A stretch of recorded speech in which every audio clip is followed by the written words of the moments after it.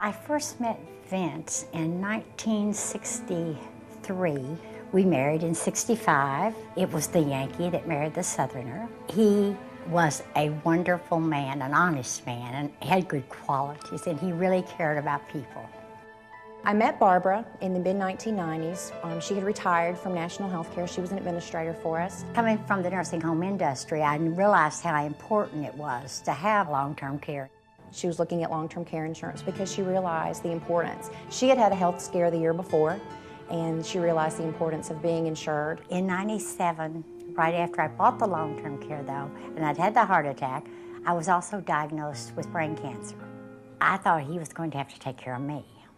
And so she felt like she would go before he did because he had no health problems. Vince was actually the healthier of the two, and they had moved to Murfreesboro in the late 1990s to retire, and Vince was diagnosed a couple of years later with his condition.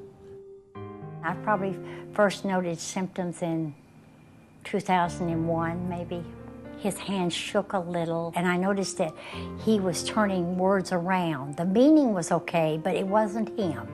It wasn't things that I knew Vince would say. The doctor here suggested the way Vince is acting, I'm beginning to think that it's this cortical basal degeneration with progressive aphasia. It probably took it about 4 years, and it was a slow progression. And then at the end, it started to go up into the throat area and into the muscles in here. He couldn't walk, he couldn't feed himself, he couldn't do anything for himself. Everything had to be done for him. For Vince, he was total care. I had to bathe him, dress him, feed him, transfer him, basically everything for him. He didn't do anything but chew and swallow his food. That was about it. Long-term care enabled her to take care of him at home, the one-on-one care that she wanted for him to have. So it enabled him to stay home till the end. I liked to take Vince places because I liked him to feel a part of our world. So when we loved to go to Florida, he knew I loved to walk on the beach. They allowed me to take a girl with me from here to Florida. And I also did the same when we went to Iowa to my grandson's wedding, and when we went to our grandson's graduation from college. The provider has been very good about allowing me to do all these things with him. I don't think there's very many people that get to, die in their homes and with as much dignity and care. One of the things that's important about long-term care insurance is that you have choices.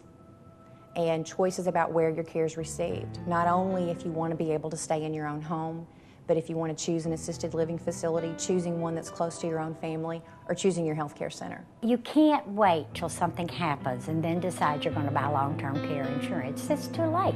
It depends on what you, the spouse, need. I needed Vince to be at home, so this allowed me that.